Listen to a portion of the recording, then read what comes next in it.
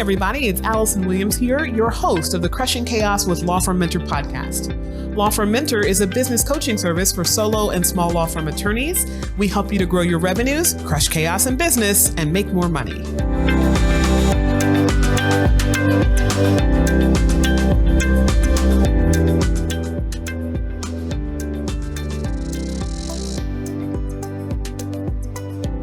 Hi, everybody. It's Allison Williams here, your law firm mentor, and welcome to another episode of the Crushing Chaos with Law Firm Mentor podcast.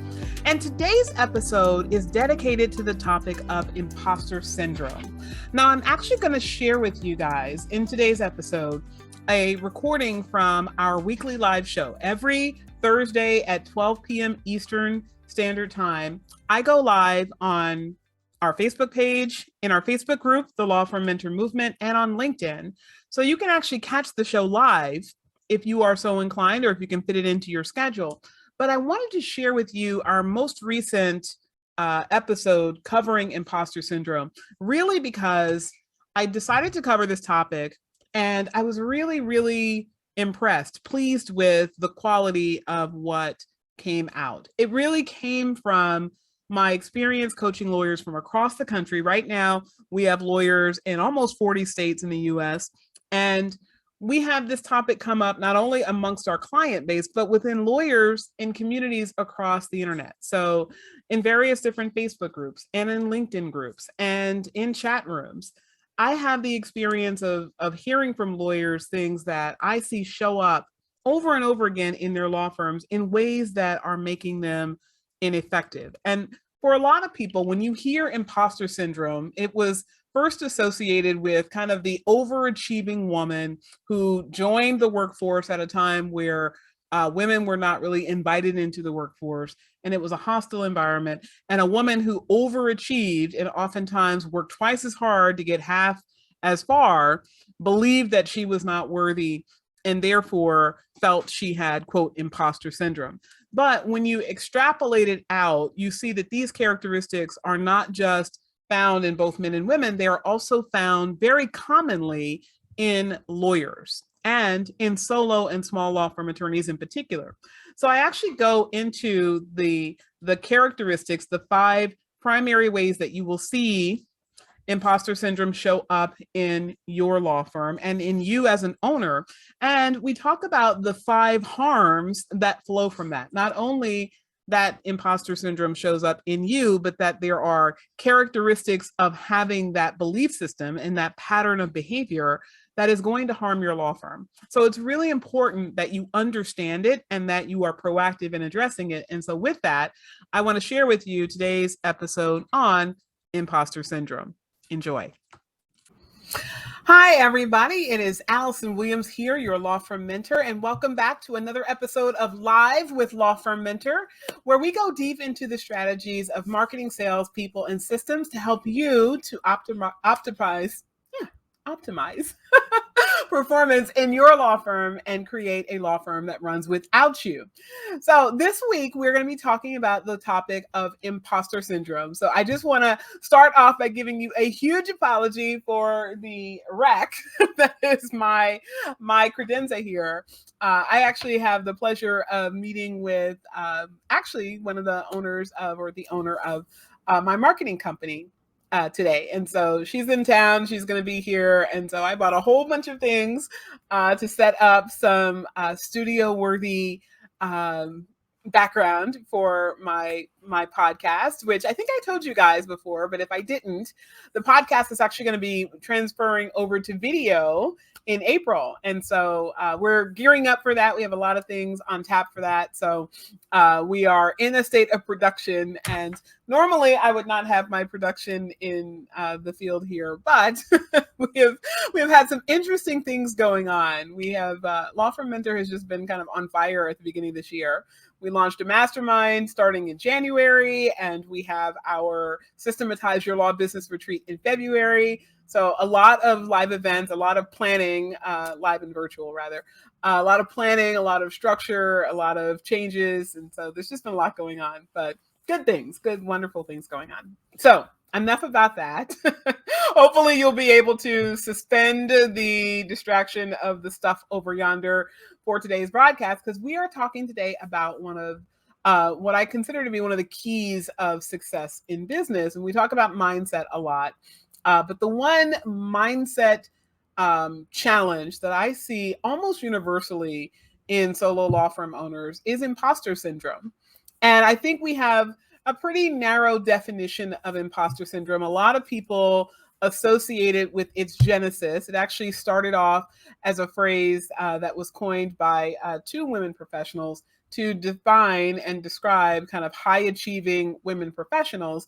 But then over the course of time, when they looked at those characteristics, they saw that it really is just as prevalent in men as in women, and just as prevalent in professionals who are not necessarily the most high achieving, not even in high achieving, high earning professions necessarily, but it's a characterological trait that tends to develop when we're younger and explodes with some of the cultural imperatives that we have on us.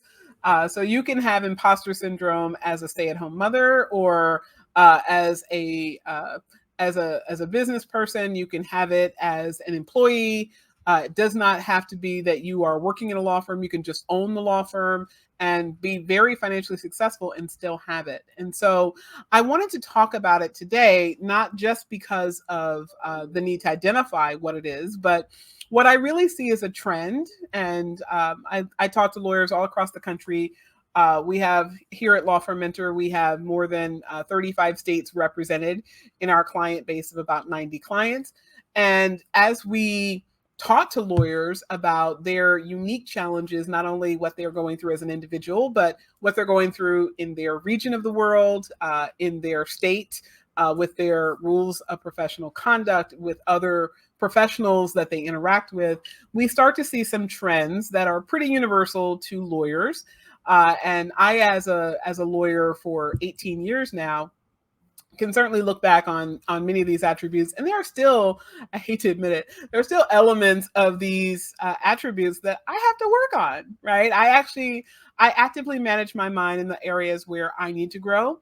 So this is not like one of those situations where I say, oh, we've got this all covered, let me tell you how to fix it, and let me tell you how it never comes back again, because unfortunately it does come back, right? It's a pattern of thinking and a way of being that oftentimes rears its ugly head, especially when we kind of go into our autopilot. And so there are some challenges that we will have in a law firm if you don't eradicate imposter syndrome, and at least develop a pattern and practice for working on it, so that you can slowly but surely kill it in you.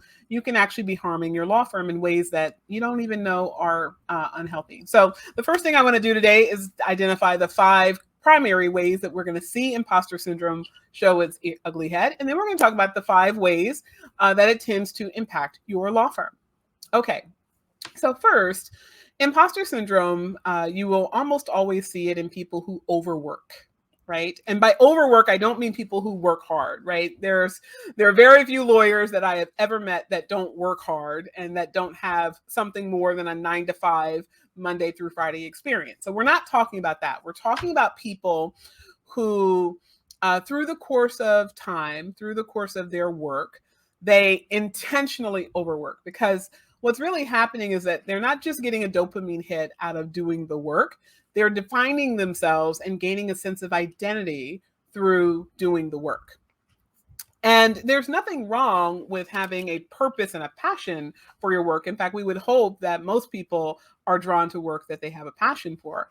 But when you start to see people that overwork, it is often because they have a tendency, not universally, but it does show up, to define success through doing, right? And so if I'm not doing, who am I?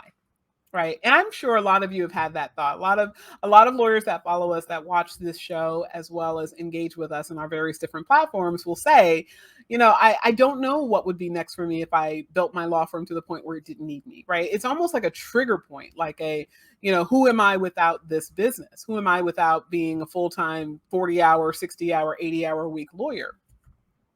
So when you see overwork, you oftentimes are seeing people that are trying to mask the feeling of inadequacy. They're trying to cover up something that is below the surface of not feeling good enough. So it's kind of like, okay, so if good is doing a good job at this legal work, I'll just do a lot of that so I can be really good, right? Whether that is in the eye of an employer or in the eye of other attorneys or in the eye of clients, right? It's kind of like I get value through doing, so I'll just do a lot so I have more value. Okay. Number two, the second way that we tend to see imposter syndrome show up is through excessive goal setting. Okay. Now, when I say excessive goal setting, I don't mean that people are setting 5,000 goals. Sometimes it can be that they're setting 5,000 goals, but sometimes it's that the goals that they are setting are so out of reach that they're not even considered a stretch goal. It's almost like they're creating impossible goals. So I'll give you an example of this. We actually, here at Law Firm Mentor, we of course help all of our clients when they first come in. We help them with creating a business plan. That's the very first thing we do. And one of the things that we ask people is to give us a conception before we even have the first meeting of what they want to create that year, how much money they want to produce by the end of the year. Now, a lot of times we have to tell people this is well within reach. In fact, too far within reach. We need a much bigger goal. But there are times where we will see somebody who has a goal that is just out of orbit. Okay. Now, when I say out of orbit, keep in mind that my personal belief is that far more is possible than we ever give ourselves credit for. And when you learn how to alter your thinking and how to think strategically in a law firm, you can grow very rapidly, very quickly, right? You can very simply go from $100,000 to $1 million. But most law firm owners don't have the mindset, the infrastructure, or the stress resistance needed to grow that quickly in the course of a year. So we'll meet with lawyers and their very first instinct is to say, oh yeah, I made 100,000 last year, and we'll think that they want to make 3 or 4 this year. And we'll say, so what do you want to make for this year? I want to be $1 million, right? And, $1 million has its own loaded connotation. A lot of people don't even know what that nets out to. They don't know what expenses they would have with that. They don't know what infrastructure they would need with that. But aside from that, the $1 million signifies to a lot of people, I won't have to think about money anymore, right? That's really what they're aiming for. And even though that's not true, that's their belief system. And so when we ask them, well, what would $1 million do for you? And they're kind of like, well, it would give me, I'd be successful, right? I will have arrived. Well, the challenge with that is if we were to endorse going from 100 to 1 million, I've told people before, listen, it's absolutely possible. I know several law firms that have more than doubled or tripled in the course of time that they have been working on their business. Many of them actually are clients of ours. But what happens is if you create a goal to go from 100 to 1 million and we build out the infrastructure for you in your business plan that says, all right, this is how many clients you're going to need. This is how much you're going to have to do in marketing. This is how much you're going to have to sell. This is how your prices are going to have to alter. These are the number of people you're going to have to hire. Here's how you're going to have to hire them, to get yourself to that point. A lot of people are not willing to do the things that are necessary to grow that rapidly. And when you confront somebody with that and say, okay, so the goal is here, do you want to keep it at that level and have to do all of these things? Oftentimes the answer becomes, well, maybe I can revise it a little bit. But the person that's truly not happy with that, if they don't come to an awareness of that, of that as value, like, oh, great, I could now achieve a lot, but I really think I should be doing something different.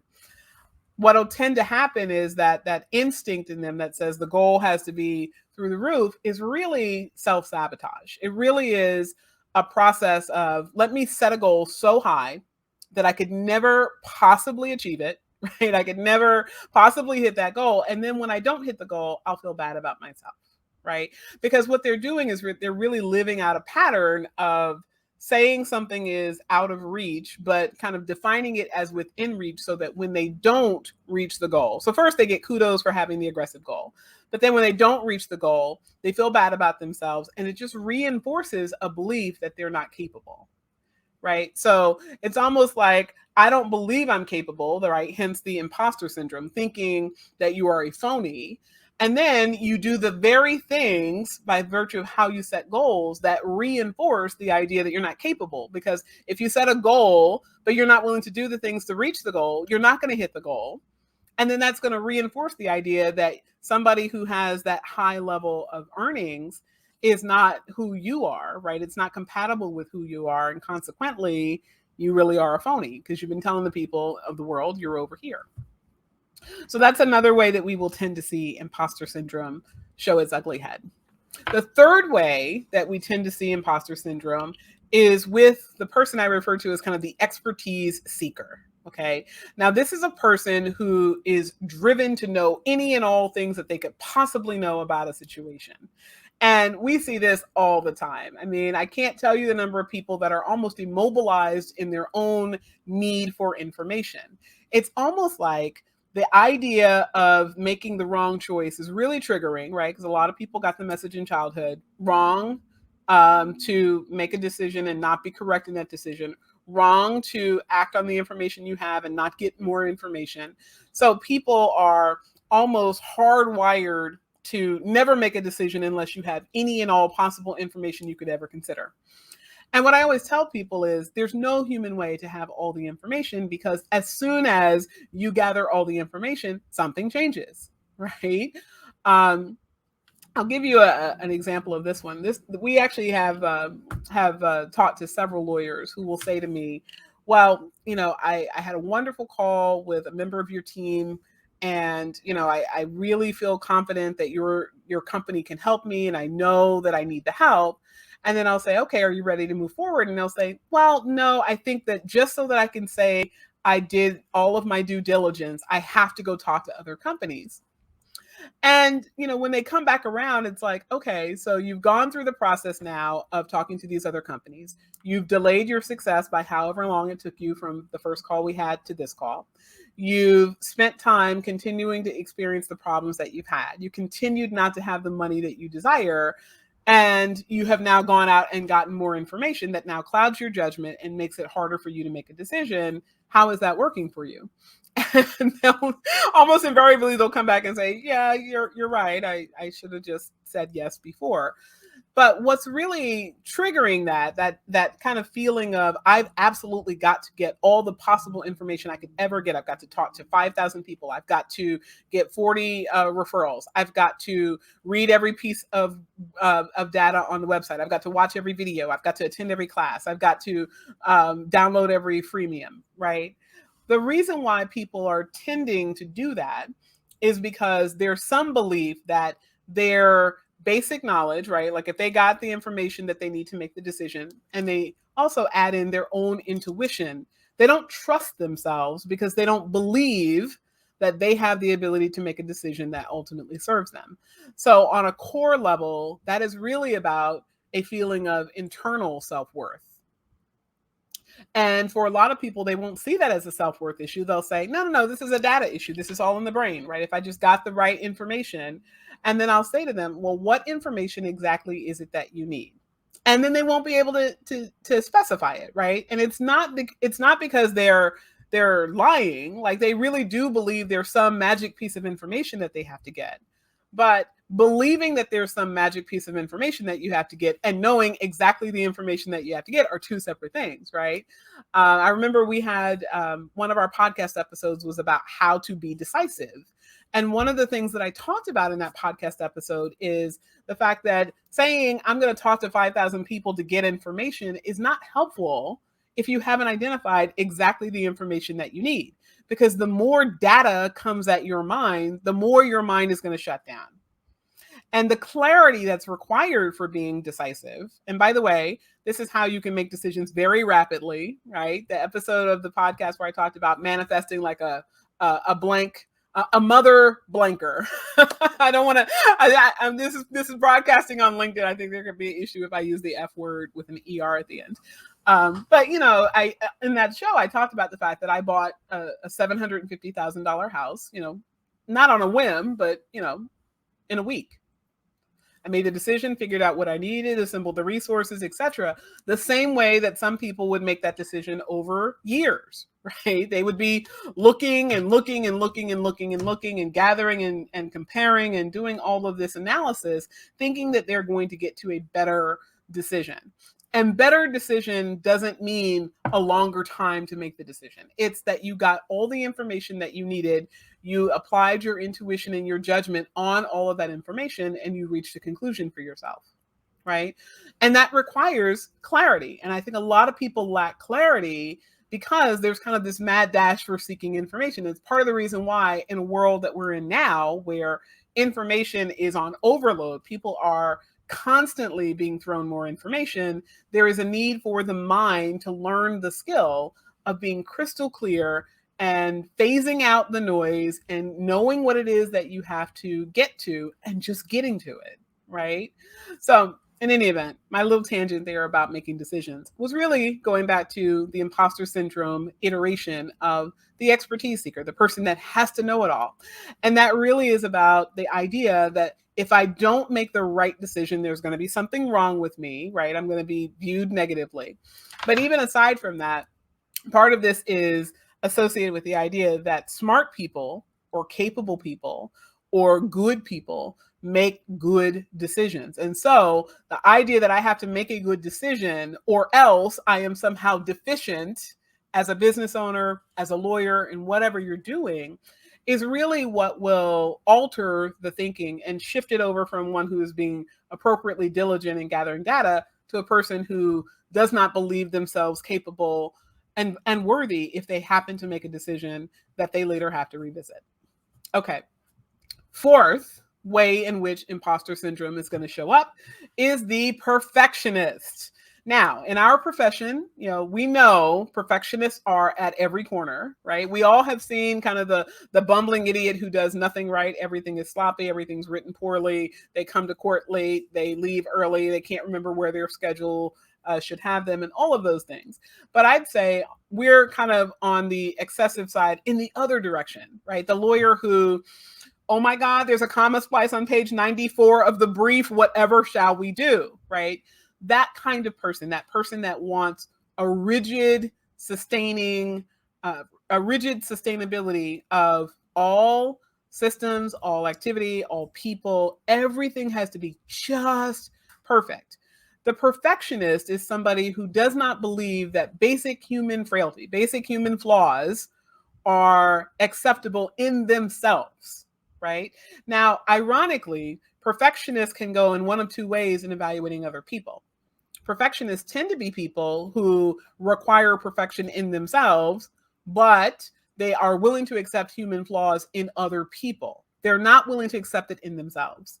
So you will oftentimes, we're going to talk about how this is going to show up in a law firm in just a moment, but you will oftentimes see people who their standard for themselves is there can't be a comma splice. But if they read a piece of legal prose that's just brilliant, like let's say they're reviewing a certification drafted by an associate or maybe a legal brief, right? And they read it and it's everything that they ever could have wanted. Every argument is eloquent and poised and includes all the details. It's a very persuasive document. It is very concise. They know the writing preferences of the judge before whom the brief will be presented. And this judge would love this brief, right? But there's a comma splice on page 94. The attorney might roll their eyes and say, whatever, and then fix it and move it right on. Or they might not even perseverate over it, right? Because the perfectionism is internalized. It's about the person who believes, I have to be perfect in order to be acceptable to others. Now, you will tend to see perfectionism show up in a lot of marginalized groups. In fact, you'll see people who burn themselves out on trying to be perfect because as a woman or as a person of color or as a member of the LGBTQIA community or as a person who is disabled or a person who is not otherwise acceptable in society's view, they have had the message that they are less than. And so they've internalized that message. And now, in order to defeat that message that they've bought into, they now feel the need to excessively perform to the point of not making any mistakes ever whatsoever, right? No mistakes are allowed. No human frailties are allowed. And you'll see this in people where they will, again, accept human flaws and others not themselves. Sometimes, if it's to a certain extreme, that perfectionism will also turn outward. So it's not just that I need to be perfect inside myself. I also feel the need to be perfect around or every person that's around me, right? So if my staff person produces work 100% perfect 100% of the time, and then one day on one occasion when they had a really bad day, they make a typographical error, then it's the end of the world. There's a very strong reaction and so forth, because that perfectionism has now infiltrated every area of the person's life. And what you tend to see is this is a person who is unduly self-critical, harsh toward themselves, unable to accept any type of reasonable justification why something isn't done on time or why something isn't perfect. So there's a lot of problems with perfectionism, but that really is rooted in the idea that if anyone sees me be less than perfect, they will know that I'm a fraud, right? They'll know that I'm a fake. They'll know that I'm a phony. They'll know that I'm not good enough. So that is where that comes from. And of course, that has a very, very high level of toxicity, which will show up in a law firm in ways that we're going to talk about in just a moment. All right, number 5, okay, the 5th way that you will tend to see imposter syndrome show up is the person who believes that they have to work by themselves because they don't want to be seen as incompetent or weak by other people. Now, this is usually, we see this a lot in solo attorneys. In fact, some people will give the reason that they want to grow a law firm, but they can't because there's no good talent and it's hard to get leads and all of these things, right? They'll make up all of the reasons and they will find empirical support for the reasons. And so when we find that there is a data point, we don't see it as correlative, as a correlation, we see it as causation, right? Because there are no good people to hire, I can't grow my law firm. Or because I don't have the leads that I require from this particular marketing service, I can't grow my law firm.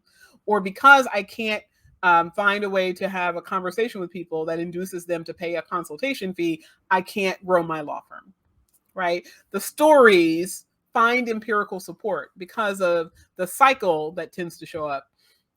But with solos in particular, and this is when I say solos, I'm talking about people that like to work solo. We're going to be talking about solo law firms and small law firms in just a moment. But with solo practitioners of any discipline, profession, company, people that feel an urgency to be alone are oftentimes they're rationalizing it. They're saying, oh, I need to be alone because there's no good help, or I need to be alone because that's when I do my best work, or whatever. But what's really going on is that these people oftentimes feel that if others were around them, others would see them, right? One of the things that we're doing right now at Law Firm Mentor is we're hiring a COO. And so this is probably, I have long since broken the chains of wanting to be alone. Both of my companies have, over a dozen employees. But I remember the first time that I hired someone and there was kind of this feeling of, okay, this person's going to see me, right? And that's actually been coming up again as I've been looking for a COO, because I know that whoever I choose is going to have a particularly close working relationship with me, right? Hiring people to work in the company, very different than hiring somebody to work with me. So Tuesday, we had an amazing interview. And I don't mind putting this out here because I think we've already conveyed to the person that we think this person is awesome and this person is very much still in the running. But we had this interview and this person was asked the question of how are you going to build a trusting relationship with the CEO and the other members of the team? And the first thing the candidate said was, well, for the CEO, I would definitely want to physically come to to New Jersey where I am, and meet with them and get to know them and ask them a series of questions, and had a very thorough answer. But my first thought was, oh my God, he's going to come here. He's going to see the shit fest that is my credenza. And all of the other things, right? And not just, see the physical office. I mean, my physical office in Short Hills, New Jersey is beautiful, but this person is going to get to know and get to work very closely with me. And so to the extent that there might be an instinct of protectionism of, okay, there's competent me, and then there's kind of the hot mess that shows up every once in a while, right? And I think most people, especially high achieving people that get a lot of things done, the hot mess is there, right? The hot mess is that, sometimes emails don't get answered, and sometimes, documents are laying about, and sometimes I don't have 5,000 answers for the 5,000 questions that come at me in the course of a day. And sometimes I have to stop and decompress. And all of those thoughts of worthiness that can trigger up when you think someone could see beneath the hood, and what if they see something that isn't as amazing as I am presenting to the world, right? And so there tends to be people that have a proclivity to work alone, right? That have a proclivity even to isolate, right? You can have a larger company and like to be alone. In fact, I've talked to any number of lawyers that say, the cultural issues in my company are something that I just don't like to deal with. I don't like drama. I don't like gossip. So I just isolate, right? I just don't expose myself to the team because I know I'll get mad at them. So rather than work on themselves, they kind of seclude themselves from the team because they say, well, the team is functional, but if I'm there, it'll be not functional because I'll get mad. So rather than work on that, they just say, all right, me and the team, nary the two shall meet. And that is oftentimes out of a sense of, if you don't have the answers to very complex issues like how to orchestrate your company culture, right? And how to keep people motivated, and how to create cohesive working groups with people with very different personalities, and how to ultimately become more efficient and more profitable while at the same time creating ease and comfort with work and a place where people enjoy to work. If you can't move all those levers at the same time, if you don't have the answer, oftentimes there's a desire to retreat rather than risk someone directly asking you, why do we have this culture, or why do we have this environment that we have, and you're allowing it and not fixing it, right? And the answer is, because I don't know how to fix it, right? That could be what is going on in the mind of the solo practitioner. But the real answer is, I don't want to be asked the question, so I will just go off into my silo so as to not be found out, right? Again, implicating the feeling of being a phony, and hence the imposter syndrome. Okay, so there's a couple things that are kind of underlying with all of those examples of imposter syndrome, right? It's almost always a feeling of not belonging, right? A feeling of being lucky that you got to a certain place, right? A lot of people will identify luck when they are looking at attributes if imposter syndrome is present. And by the way, this can both be within yourself, and this can also be as something that you project outward. So I remember many, many years ago, I had lunch with an attorney. And, for those of you that have been watching me any length of time, you know that I'm a trained family law attorney. I'm a certified matrimonial law attorney by our state Supreme Court. Until very recently, my tenure ended, but I sat on the board of attorney certification for matrimonial attorneys in New Jersey. So I have a high level of competence in that field. But I also have a subspecialty, a sub niche, if you will, in the area of child abuse and neglect representation. And I'm known throughout the state for representing parents involved in the child welfare system, foster parents, relatives, etc. And I remember I had lunch with a woman, and we were talking about practice development. This was even long before actually Law Firm Mentor. This is many years ago. But she asked me, she was like, well, I really want to grow and get my practice going like you did. And she asked me, how did you do it? So I started sharing with her some things that I had done. And she said to me, she's like, well, it was easier for you because, you have a very small niche in child abuse and neglect law. I have a practice that does A, B, and C. And I said, well, actually, I had $250,000 3 years in to practice as a matrimonial attorney. I was very much building my practice in that area. In fact, I believe it would have economically have been easier for me to continue to sell, rich divorce, if you will, people that had the means and had very sophisticated issues and etc. as a matrimonial attorney rather than selling a series of $5,000 child abuse cases. So the niche, actually, I do believe in niching. I'm a big proponent of niching, but you could make money in either of those ways. And you have to sell a lot fewer people when you're selling a much higher cost service. So I didn't necessarily accept her rationale, but what came out of that was that what she was doing was she was projecting the idea of you got lucky because you chose something that's very particularized, right? So it doesn't apply to me. And what I had to ultimately help her to see is that that's not exactly true. What's really happening is I never got lucky, right? And I didn't just overwork my way into success. I figured out what was necessary. And then I did a lot of those things, right? There are a whole lot of lawyers that work 60 or 70 hours a week and don't make a lot of money, right? There are some lawyers that work 40 or 50 hours a week and make a lot of money. There are some lawyers that work 70 or 80 hours a week and don't make a lot of money. And the question is not how many hours can you work, right? Once you own a business in particular, your business is a vehicle through which money can be made, whether you are doing flat fees or hourly or contingent or subscription or whatever. And if you don't know how to move the needle to generate enough leads in order to sell enough services at the right pricing point, strategically engineered around the people that you're going to bring in to do the work, then you're not going to make a lot of money, right? I mean, it's cause and effect. And she just didn't see that.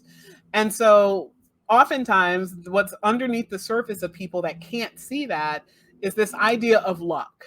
And what I tell people is there's no luck in business, right? I know that people like to hold on to the idea that some of us just get lucky. No, I didn't get lucky. I worked hard, but it isn't even that I just worked hard. It's that I worked hard at the right things.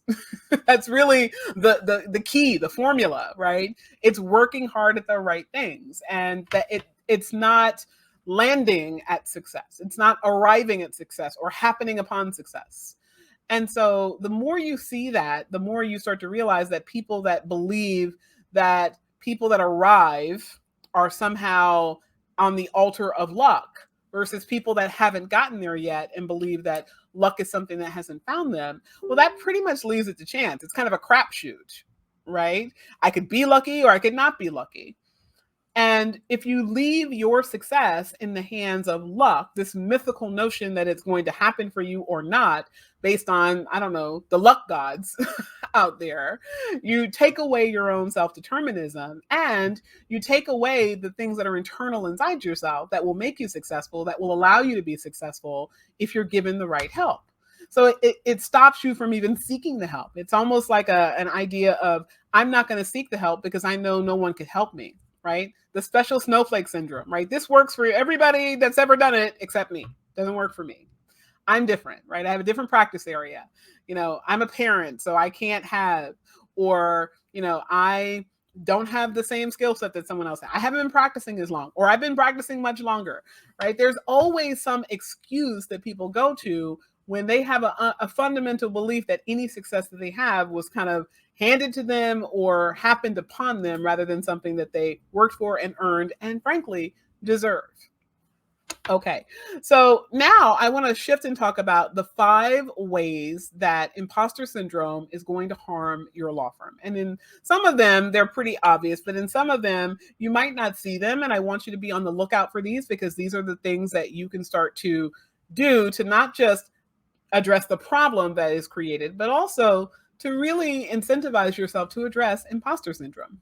Okay. So number 1 is the overwork, right? When lawyers overwork to get through having too much work, what is almost always going to happen is you are going to overwork on the things that are least likely to alleviate the distress of overwork and least likely to make you the most money in the least amount of time. Right. In other words, it's kind of like that game whack-a-mole, right? Something pops up over here and I whack it down. And then something pops up over here and I whack it down.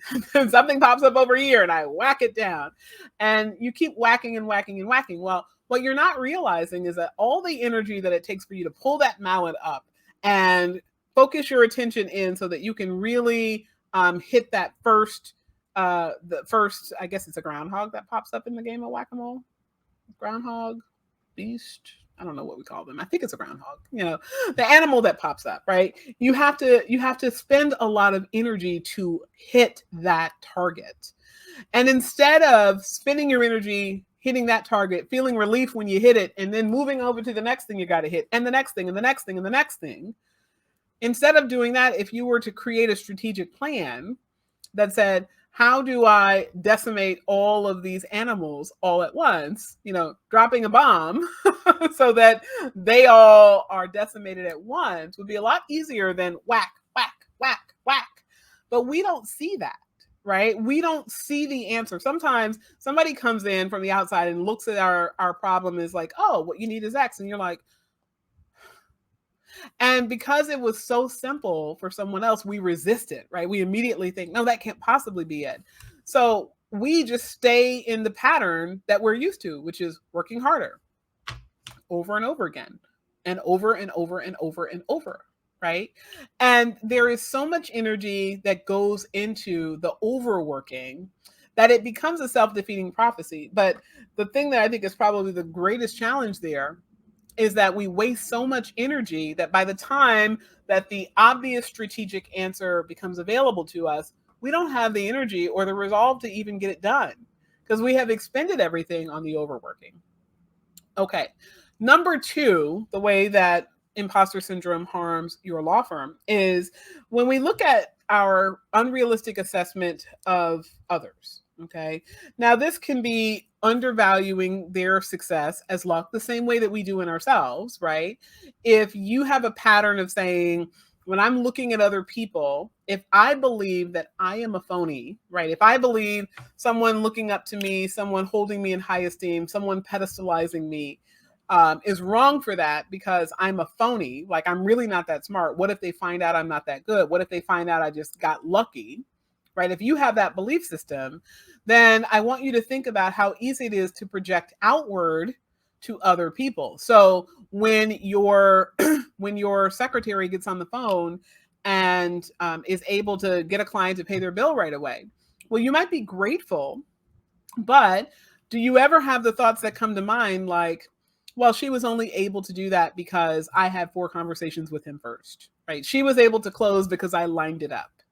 Or she was able to get the client to comply with a request because I was really the person that they wanted to work with, right? If you start to have those minimizing thoughts about others, the team members that you have where you look at them and you say, that person's capable, but only because I coached them, or only because I gave them the tools, or only because they're using my forms.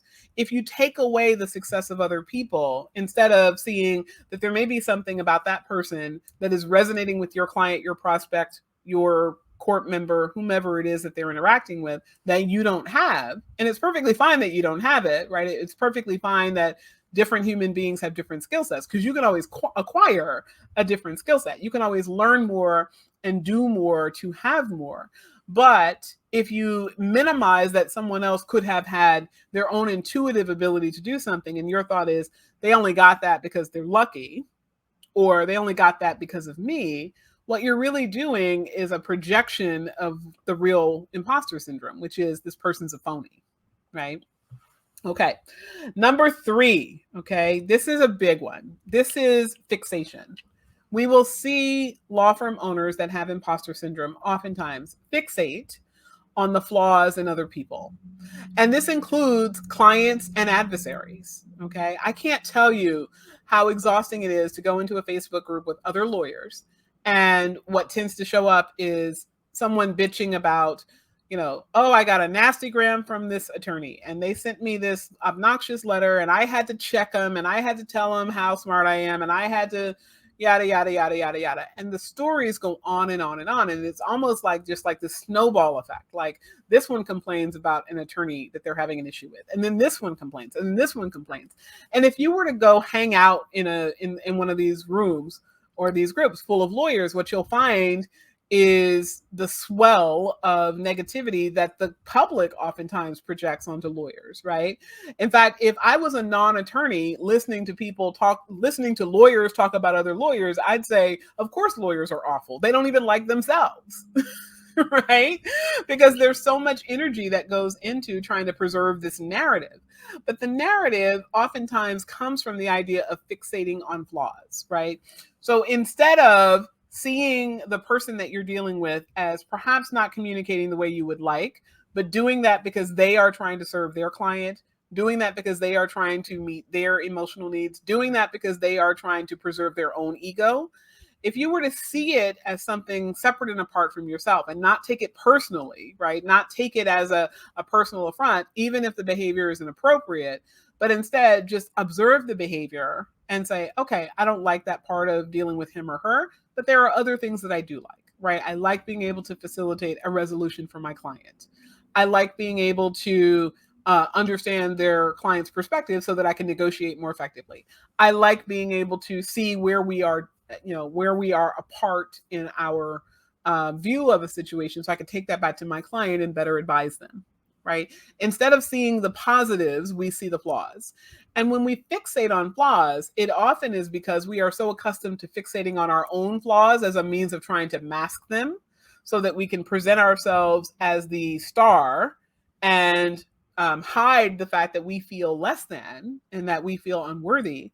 When we're trying to mask and cover up our own feelings of unworthiness by virtue of how we interact with other people, again, we oftentimes do that with other people, right? So I am trying so hard to be perfect that I have to idealize myself as hitting the mark of perfection at times. But in order to do that, I have to be really, really laser focused on where flaws are. And thus I get into the habit of looking for flaws anywhere, right? It's almost like it's either a projection of how you see yourself that you're fixating on flaws, or it's an offshoot, right? So you get into the habit of looking at yourself critically, but you also get into the habit of looking at other people critically. And thus you are always on the hunt for the next flaw, right? Always on the hunt for the next problem, always on the hunt for what's wrong. And over the course of time, when you are doing that, when you are seeking out negativity, and you are thus going to find it, because, right, what we're looking for, we can always find empirical evidence for our beliefs, whether they are accurate or not. What you're going to find is that you invite more negativity into your world, right? So when you look for your adversary to be an asshole, they will be. And then you're going to be upset about them being an asshole, and you're going to be thinking about the next asshole experience, and then you're going to encounter the next adversary, and they're going to be an asshole, and the cycle goes on, right? And then your energy gets driven down. So you then have the offshoot of that, which are all the consequences that are harmful to your law firm, i.e., that you don't have the energy to go to work, that you're burnt out, that you don't want to be bothered, that you don't like to engage, that you want to shut off the lights and not, and not answer your emails or your phone calls, right?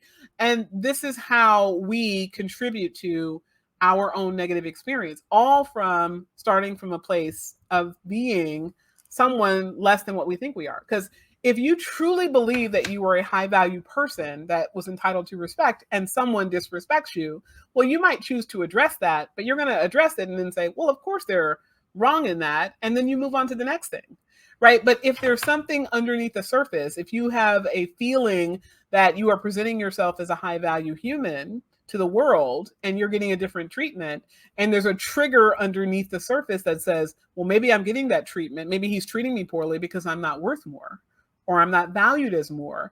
Then you're going to start to see that those responses that you have to other people are oftentimes fueling a feeling of being less than that's underneath the surface. Okay. Number 4, the fourth way that imposter syndrome tends to show up in a law firm and really harms your law firm is that you undervalue yourself. Okay. Undervaluing yourself tends to go with the idea that, again, that you're not worthy. And when I say undervalue yourself, there's lots of different ways that you can undervalue yourself, right? If you have pedestalized yourself, you presented yourself to the world as a strong, confident, capable attorney, and you believe underneath that you are not that you are not confident, that you're not competent, that you don't know everything that you should know, that you're not as good as the attorney down the road, right? If you have a disconnect between what you are presenting to the world and what you believe you are, then when it's time to quote a price, you're not going to quote a price that's consistent with what you're presenting to the world. You're going to quote a price that's consistent with what you believe you're worth, right? So that's when that $5,000 retainer fee that you believed you would be quoting somehow became $3,500 or somehow became $2,500 or somehow became $1,500, right? That became the new version of what your worth is, because that's what you have decided your worth is. And it's so powerful when we realize that it's what's going on between our ears that is dictating how we are showing up in the business side of law. It is such a powerful revolution, because once you get that, and once you realize that stepping up yourself, investing in yourself so that you can grow your internal self-worth, that allows you to very easily, very fluidly, rapidly create massive success in your business. And I'll give you a perfect example. I won't use this person's name because I don't have her express authority to do this, but she's a client of Law Firm Mentor, and she's absolutely amazing. And one of the things that she recently did was, she is an immigration attorney, and she wanted to raise her prices. And she decided that she was going to quote a $15,000 fee for a particular type of case. I won't go into the type of case because I don't want judgments here on the feed as to whether it should be X dollars or Y dollars.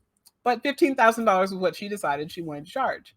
And she was charging about $8,000, $9,000, and then she slowly upped it to 10. And then the next conversation, I said, charge $15,000 to the next person, right? The person says no, you've lost $8,000. You haven't lost 15 because you haven't made 15 yet. So I want you to think about that. And nothing is a guarantee. So you technically haven't even lost the $8,000. So the next time she came back into our Facebook group community, she said she had gotten $11,000, and she was really excited. And I said, great, now go charge $15,000. She said, can I even get a cookie for the 11? And I said, no, you don't get a cookie for the 11, right? You get kudos for trying. And now I want you to stop trying, and I want you to start doing. I want you to go quote $15,000. Well, a few days passed, and she came back in. She's like, oh my God, you're never going to believe it. I sold my first $15,000. And I said, you know what? That's wonderful. Now go do it again. Why do I say go do it again? Right? You're trying to now rewire your neural pathways. You're trying to create a new, well-worn pattern in practice of this service equals $15,000. And doing it once could feel like luck or an anomaly.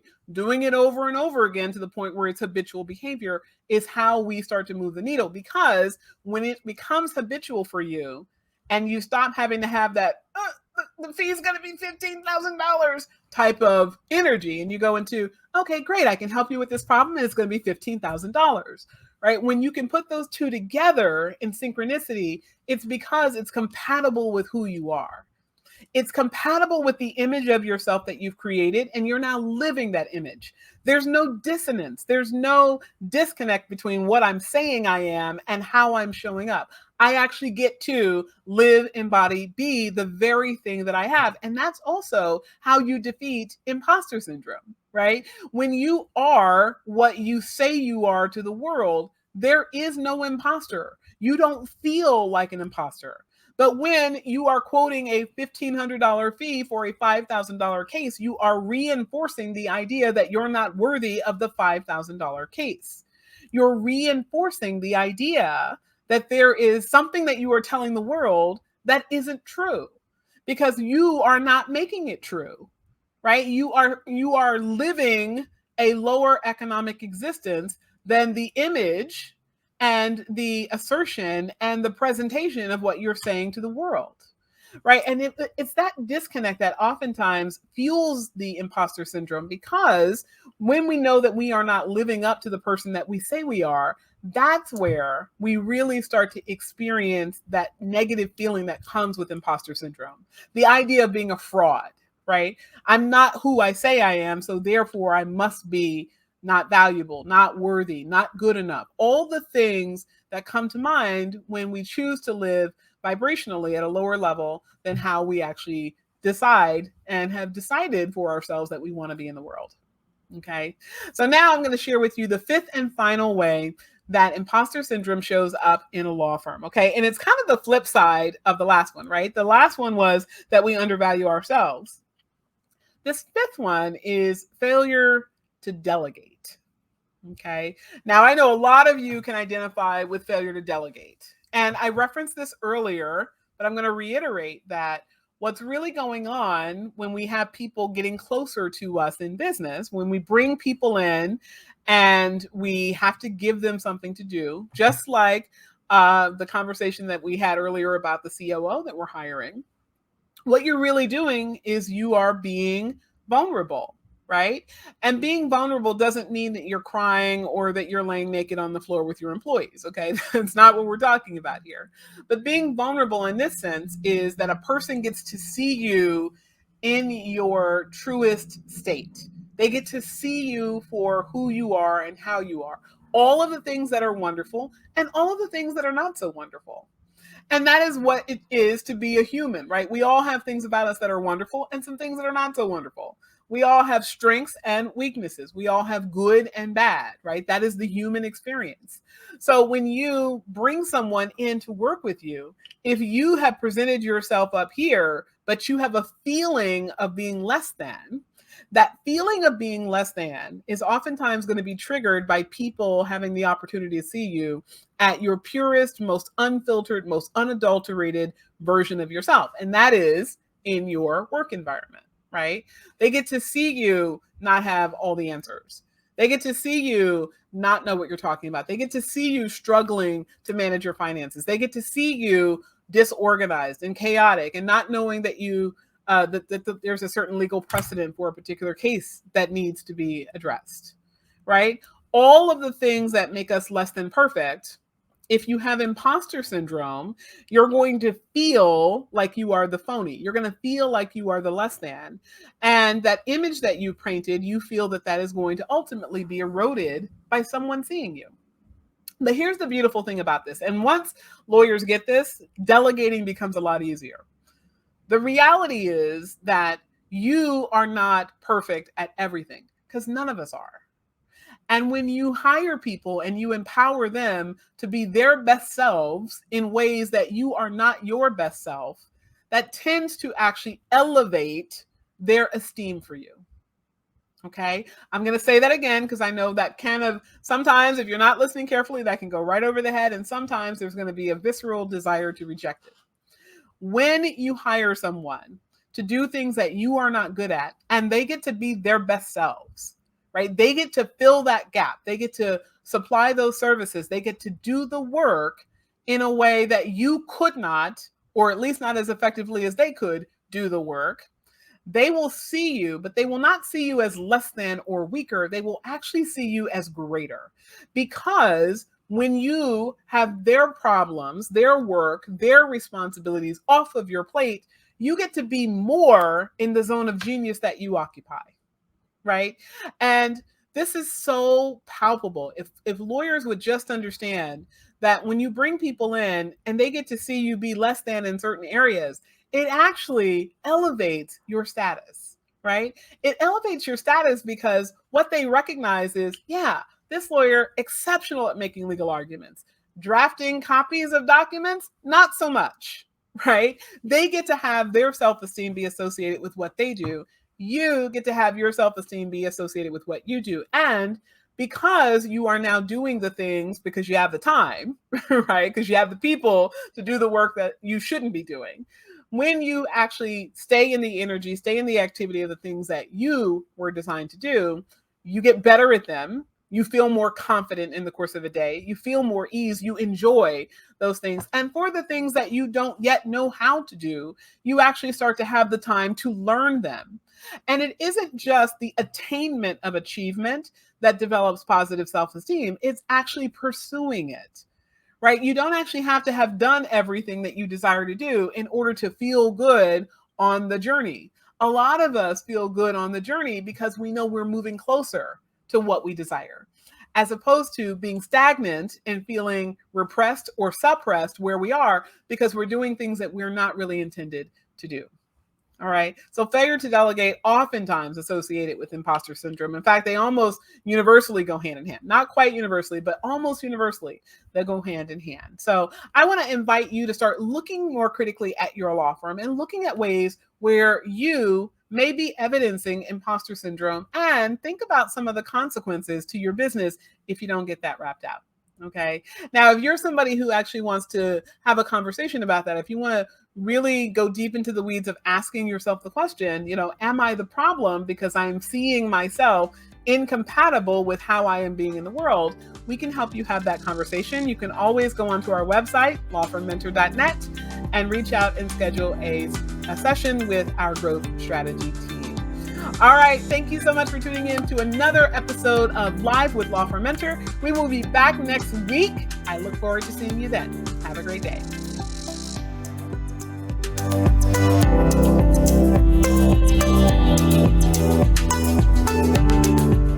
Thank you for tuning in to the Crushing Chaos with Law Firm Mentor podcast. To learn more about today's show and take advantage of the resources mentioned, check out our show notes. And if you enjoyed today's episode, take a moment to follow the podcast wherever you get your podcasts and leave us a rating and review. This helps us to reach even more law firm owners from around the country who want to crush chaos in business and make more money. I'm Allison Williams, your law firm mentor, everyone. Have a great day.